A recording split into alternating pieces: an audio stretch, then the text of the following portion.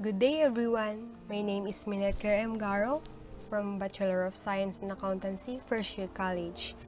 I would like to present the Intercultural Communication in South Korea about communication modes, practices, and styles, both verbal and nonverbal cues. First, about their greetings. The most common way to greet in South Korea is with a bow, like this picture shown.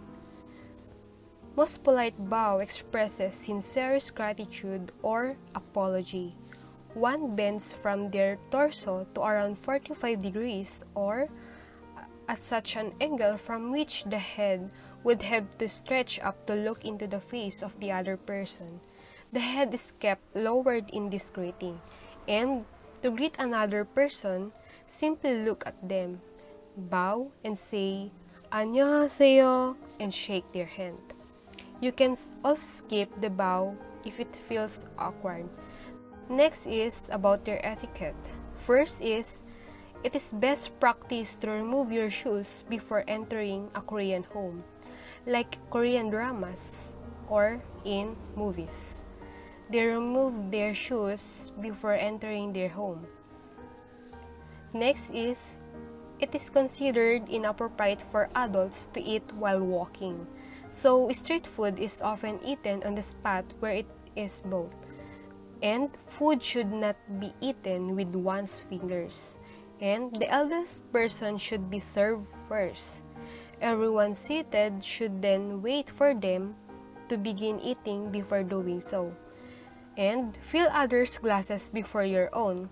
In a formal setting, do not fill your own drink and instead wait for someone else to return the gesture and fill yours. South Korea has a large drinking culture. Drinking can give status, proving one's stamina. Next is about their verbal communication. First is indirect communication.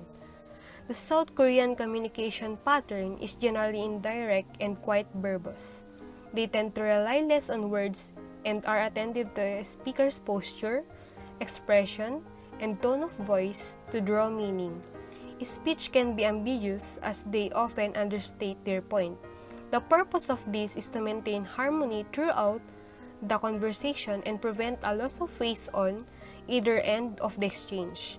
The best way of navigating this rhetoric to find the underlying meaning is to check of clarification several times through open-ended questions. Next is laughter. Laughter is sometimes used in awkward situations. A Korean may laugh when they feel uncomfortable. Next is speech style. While they may be indirect in their communication style, South Koreans generally speak quite firmly and use less gestures and facial expressions. This can make them come across as Eastern. Expect them to give us serious replies and retorts. They also tend to ask questions in order to discern their status in comparison to the person they're talking to. Next is silence. Silence is an important and purposeful tool used in Asian communication. Pausing before giving a response indicates that someone has applied appropriate thought and consideration to the question. It reflects politeness and reflect. Lastly, refusals. A South Korean's preoccupation with saving face and politeness means that they will seldom give a flat no or negative response or ani, andwe, or even when they don't agree with you. Therefore, focus on hints of hesitations, listening to what they say, but also paying careful attention to what they subtly imply.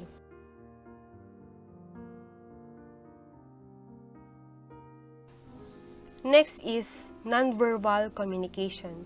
First, physical contact. Koreans are generally not very physically affectionate with one another. However, male friends may touch one another more than Western men, and girls may walk hand in hand. Next is personal space. Personal space is not guarded very closely in Korea. people generally expect to come into contact with strangers on busy streets and tend not to worry or apologize when personal space is invaded. Next is expressions. Koreans tend to come across as quite straight-faced in conversation. However, their facial expressions can immediately expose when they are angry or in disagreement. Next is smiling. As well as an expression of glee and humor, smiling can indicate that one is feeling ashamed or embarrassed in Korean culture. For example, a Korean may smile when they make a mistake. Next, and lastly, eye contact.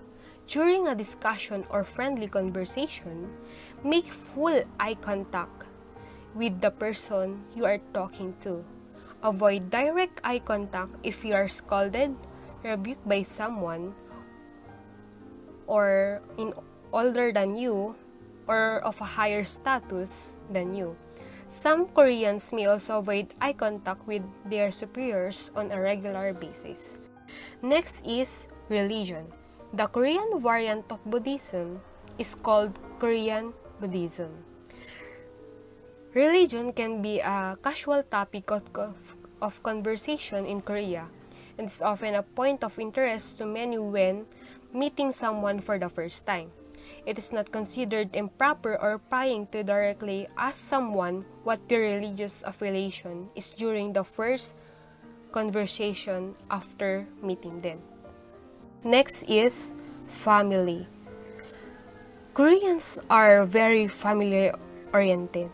Family members are very loyal to each other and dedicated to maintaining their nexus, or characteristic of collectivist societies.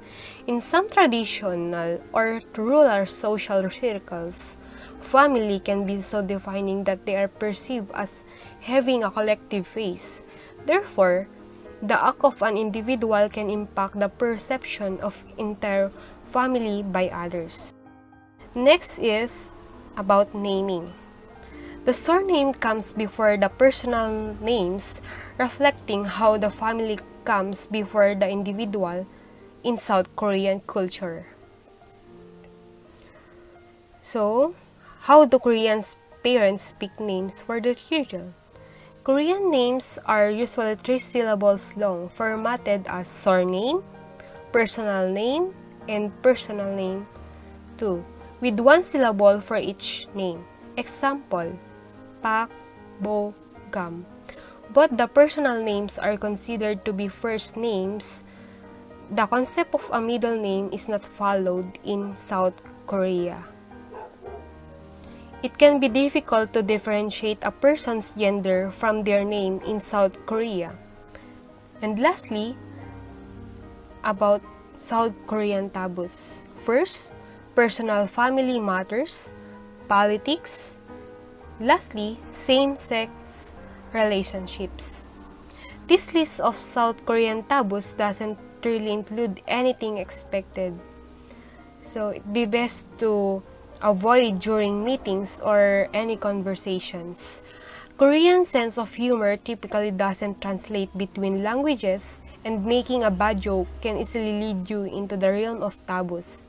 Thankfully, Koreans will not expect foreigners to make jokes during conversations. And that would be all. Thank you and God bless.